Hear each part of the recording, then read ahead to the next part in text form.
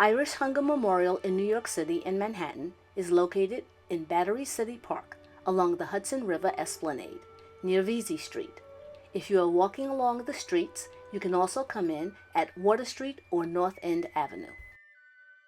During the Great Famine in Ireland between 1845 and 1852, about 1 million people died, and about 2 million people fled Ireland.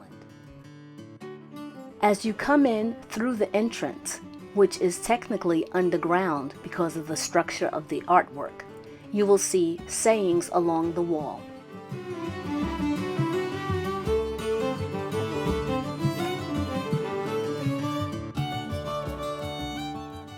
Coming inside the memorial is an actual famine-era cottage that was donated by the extended family of the artist, Brian Toll. The landscape of the memorial was planted with native Irish flora. You walk along the path and it goes up an incline, eventually reaching the top where you can see views of the Hudson River.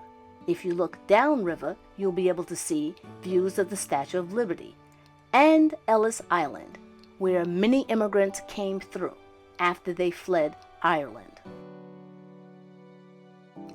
Ireland has several famines in its history. The 1845 famine is called the Great Famine, but the last main famine was actually in 1879. Although that one was indeed tragic, it was the changes brought about during the 1845 famine, the one that's called the Great Famine, that lessened the amount of deaths in the later famine. However, when people think of an Irish famine, it's that 1845 famine, the Great Famine, that comes to mind. Although the blight on the potato crops was the catalyst, it was also how it was dealt with that added to the problem. There are several issues. British aristocratic landlords who were absent, corrupt middlemen, and dependence on a single crop as a major food source added to the tragic situation, as well as issues with the British Crown, since Ireland was part of the British Empire at that time, since 1801.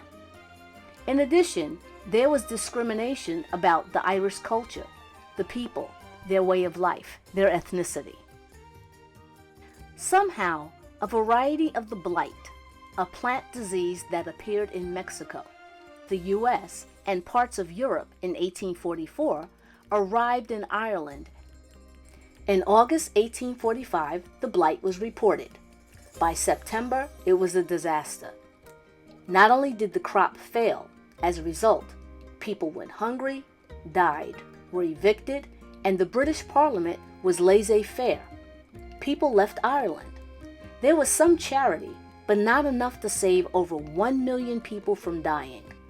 Politically, the famine was one of the reasons that ultimately led to Irish independence years later and created a division within the people. After the famous Easter Rising in 1916, the War of Independence from 1919 to 1921, and many, many more events, the Republic of Ireland was officially declared a republic in 1949.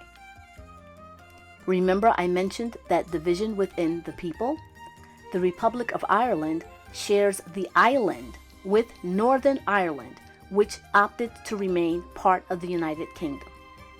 It's hard to say if other parts of the world learned lessons from this great famine tragedy, but like many places to see when we travel, we can think on the history, reflect, and respect. I'm the NYC Traveler, and we've been at the Irish Hunger Memorial in Manhattan.